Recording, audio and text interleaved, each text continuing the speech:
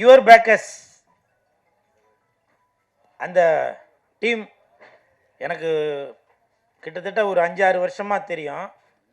நேற்று நைட்டு ஒரு 11:30 மணிக்கு அவர் பேர் கிருஷ்ணராஜ் சார், இப்போ வந்து கிஷோர் ஆதித்யா அப்படின்னு சொல்லி பேர் மாற்றிருக்காரு.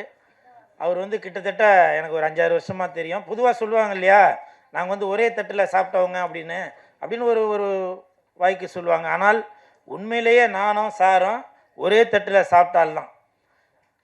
சுதந்திர தினம் 75வது சுதந்திர தினம் அப்போது 75 போட் எடுத்துக்கிட்டு பாண்டிச்சேரி கடலுக்குள்ளே போய் அங்கே உள்ள, அதாவது கடலுக்குள்ளே வந்து சில பிளாஸ்டிக் பொருள்லாம் இருக்கும், அதெல்லாம் எடுத்துகிட்டு வர்றது அப்படின்னு சொல்லி சில சமூக சேவையெல்லாம் சொல்லி பண்ணோம் அப்போ. ஸோ எனக்கு வந்து அப்போ இருந்தே அவர் வந்து அவ்வளோ பழக்கம். என்னுடைய உடம்புல ரத்தம், நாடி, நரம்பு, கிட்னி, கல்லீரல்லாம் இருக்குனாக்கா அதில் எதனா ஒரு பார்ட்டு கண்டிப்பாக நம்ம கிஷோர் ஆதித்யா அவர்களுடைய பேர் இருக்கும். இதுக்கு யாரும் கை தட்டாதீங்க, அவங்கெல்லாம் போயிட்டாங்க, இன்னும் சேர்லாம் குறைஞ்சிருச்சு. அதே மாதிரி இப்போ இங்கே வந்திருந்தவங்களுக்கு கூட பெருசாக அவங்களுக்கு கிஷோர் சார் வந்து பழக்கம் இருக்குமா அப்படின்ற எனக்கு தெரியல. ஆனால் எனக்கு தெரியும், நான் கண் கூட பார்த்தவன். அவ்வளோ உதவி அவ்வளோ உதவி பண்ணிகிட்ருப்பார்.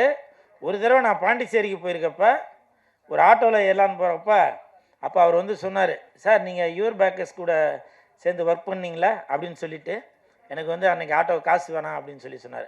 அப்படி உண்மையிலேயே நல்ல மனிதர் என்றால் என்னை பொறுத்தவரை அவர் ஒரு அன்னை தெரசா அப்படின்னு சொல்கிற அளவுக்கு தான் இந்த கிஷோர் ஆதித்யா சார் இருக்காங்க. பாருங்கள், சொல்லும்போது கூட ஆமான்னு சொல்லி பெல் அடிக்குது. ஸோ அப்படி ஒரு உன்னதமான மனிதர் தான் இந்த ஆதித்யா கிஷோர் அவர்கள். அவர் ஆரம்பிச்சிருக்கிற இந்த யுவர் பேக்கர்ஸ் ப்ளே, அந்த ஓடிடி, அவருக்கு என் மனமார்ந்த வாழ்த்துக்கள். அதாவது நான் ப்ராஃபிட், பணம் வேணாம் அப்படின்ற ஒரு ஐடியாவோடு தான் ஆரம்பிச்சிருக்காரு. ஏன்னா மக்கள் பணம் மக்கள்கிட்ட தான் இருக்கணும் அப்படின்னு நினைக்கிறாரு. மக்கள் பணத்திலேருந்து ஒரு பைசா கூட தொடமாட்டேன், தொடவும் விடமாட்டேன், தொட்டாலும் விடமாட்டேன், இதற்கு முன் தொட்டவர்களையும் விடமாட்டேன் அப்படின்னு எப்படி சட்டமன்றத்தில் விஜய் சார் சொன்னாருங்களோ அதே மாதிரி இப்போவும் 2031 ஒருவேளை பாண்டிச்சேரியிலேயோ இல்லை தமிழகத்திலே கூட முதலமைச்சராக கூட வரலாம். அப்படி ஒரு சிறப்பு மிக்க நமது கிஷோர் ஆதித்யா அவர்களுக்கு என் மனமார்ந்த வாழ்த்துக்களை தெரிவித்துக் கொள்கிறேன். அதே மாதிரி இங்கே பேசும்போது எல்லோரும் சொன்னாங்க, ஸ்ட்ரைக்கு வந்துருச்சு, அதனால் படம் வந்து இனிமேல் ஷூட்டிங் நடக்குமா அப்படி அப்படின்னு சொல்லி சொன்னாங்க.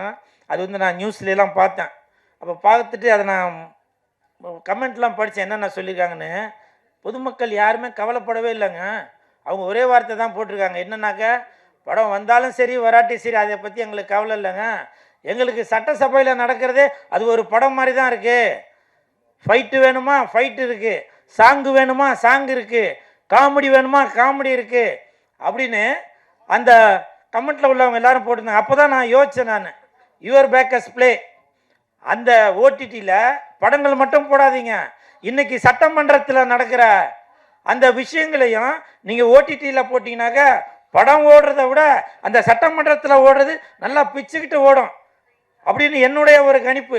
அதனால் இந்த ஓடிடி ஆரம்பித்துள்ள கிஷோர் ஆதித்யா சார், உங்களுக்கு ஒரு வேண்டுகோள், உங்களுடைய ஓடிடி தளத்தில் முடிஞ்சால் அதற்கான சாத்தியம் இருந்தால் சட்டமன்றத்தில் நடக்கக்கூடிய அந்த விஷயங்களையும் நீங்கள் அதில் டெலிகாஸ்ட் பண்ணணும் அப்படின்னு சொல்லி தாழ்மையுடன் கேட்டுக்கொள்கிறேன். எழுதி வச்சதெல்லாம் படித்தாச்சு, அவ்வளோதான். அப்புறம் என்னை வந்து லேட்டாக ஏற்றுனாங்க ஸ்டேஜில். நான் நைட்டு 11:30 மணிக்கு தான் கிஷோர் சார் வந்து என்கிட்ட பேசினார், ஸ்கூல் இந்த மாதிரி நாளைக்கு வந்து இந்த மாதிரி ஒரு நிகழ்ச்சி இருக்குது வாங்க அப்படின்னு. நான் திண்டிவனத்தில் இருந்தேன். அப்போ திண்டிவனத்தில் இருக்கேன், அங்கேருந்து வரணுமே சார். இல்லை நீங்கள் வாங்க கண்டிப்பாக வரணும் அப்படின்னு சொல்லி சொன்னார். இங்கே வந்ததுக்கப்புறமும் இங்கே உட்காரும்போது பின்னாடி உள்ளவங்க சொன்னாங்க, சார் டைம் ரொம்ப கம்மியாக இருக்குது, கொஞ்சமாக பேசிடுங்க அப்படின்னு. கிஷோர் சார் சொன்னார், இல்லைங்க அவர் பேசட்டும் அப்படின்னு சொல்லி சொன்னார். இது எதுக்காக சொல்கிறேன்னா, கஷ்டப்பட்டு ஒரு நிகழ்ச்சி நடத்துகிறவங்களுக்கு தாங்க தெரியும். சொல்லுவாங்கள்ல, அந்த கோழி முட்டை போடுறதுக்கு தான் அந்த அந்த இதோட வலி தெரியும் அப்படின்னு. அது மாதிரி இவ்வளோ செலவு பண்ணி அந்த நிகழ்ச்சி பண்ணும்போது அது கொஞ்சம் ப்ராப்பராக பண்ணுங்க அப்படின்னு சொல்லி நான் ரிக்வெஸ்ட் பண்ணி கேட்குறேன். புரியுதுங்களா? ஏன்னா எதுக்காக இவ்வளோ செலவு பண்ணி இந்த விஷயம் உங்களுக்கு மக்களுக்கு போய் சென்றடையணும் அப்படின்னு நினைக்கிறாங்க. நான் நைட்டு 11:30 மணிக்கு என்னை வந்து பேசுனதால் அந்த இன்விடேஷனில் என் பேர் போடாமல் இருக்கலாம். அதை நான் ஒத்துக்கிறேன், எனக்கு தெரியும் பேர் போடல. அதுக்காக இங்கே யார் யார் வந்திருக்கா என்ன ஏது, ஏன்னா இன்றைக்கி 2000 கேமரா இருக்குது. எதுக்காக?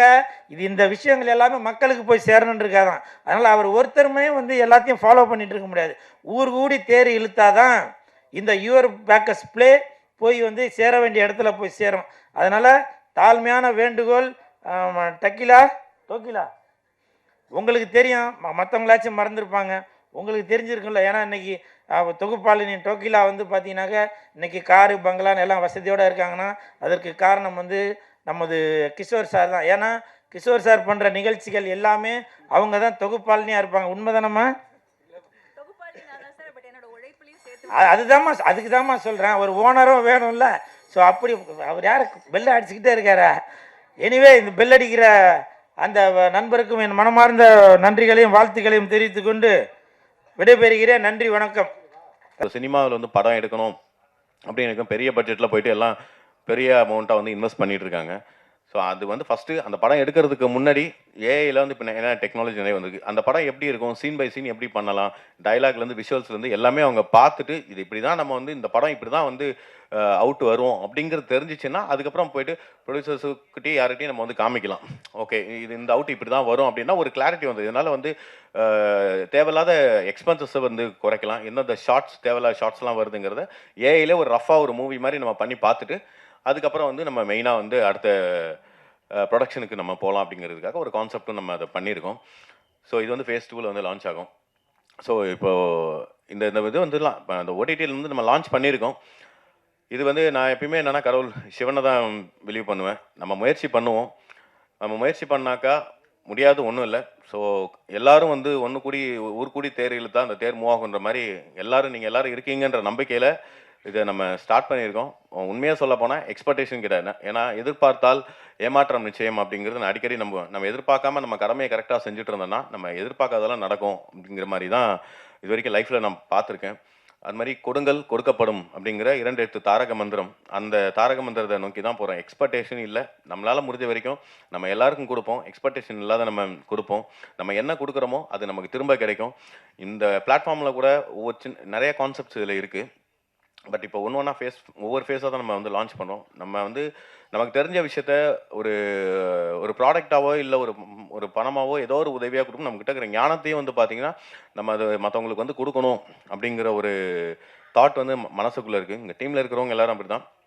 மற்றவங்களுக்கு ஏதாவது ஒரு விஷயத்த நம்ம உதவியாக செஞ்சுக்கிட்டே இருக்கணும். அந்த மாதிரி இந்த உதவிகளும்ன்றது இது வரைக்கும் எந்த பிளாட்ஃபார்மும் ஒரு நான் ப்ராஃபிட்டாக வந்து மற்றவங்களுக்கு செய்யணும்னு வந்து வந்திருக்காங்களான்னு தெரியல. இது ஆக்சுவலாக நான் பார்க்கல, தெரியல, மன்னிச்சிடுங்க.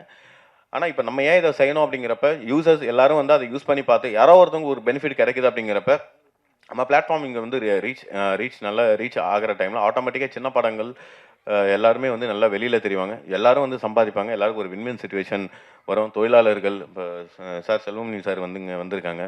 தொழிலாளர்கள் இன்றைக்கி வந்து எவ்வளோ அந்த கஷ்டப்பட்டு இருக்காங்க, எப்படி ப்ரொடியூசர்ஸ் எப்படி கஷ்டப்பட்டுருக்காங்க அந்த மாதிரி இருக்காங்க. அவங்களுக்கெல்லாம் வந்து ஒரு நிரந்தரமான ஒரு வருமானம். ஏன்னா இந்த நம்ம அப்ளிகேஷனில் வர எல்லா அமௌண்ட்டும் வந்து பார்த்தீங்கன்னா டிடிஎஸ் கட் பண்ணிவிட்டு அவங்களுக்கு ப்ராப்பராக வந்து உங்களுக்கு நம்ம அப்டேட் பண்ணுற டைமில் அட்லீஸ்ட் இது ஒரு இன்கம் ப்ரூஃபாக கூட வந்து அதை கன்சிடர் பண்ண முடியும். ஒரு எக்ஸ்ட்ரா ரெவென்யூ அப்படிங்கிறது அவங்களுக்கு வந்ததுனாக்கா அவங்க வாழ்க்கை வாழ்வாதாரம் மாறும். ஸோ இதெல்லாம் வந்து பார்த்தீங்கன்னாக்கா அவங்க டெக்னீஷியன்ஸ் அந்தந்த மூவியில் ஒர்க் பண்ண டெக்னீஷியன்ஸுக்கு எல்லாம் கொடுக்குறதெல்லாம் நம்ம அந்த சங்கத்தின் சார்பாக செல்வமணி சார்கிட்ட தான் நம்ம வந்து அதை மந்த் வர ரிப்போர்ட்ஸ் எல்லாம் காமிச்சு அங்கே வந்து ஹேண்ட் ஓவர் பண்ணிடுவோம்.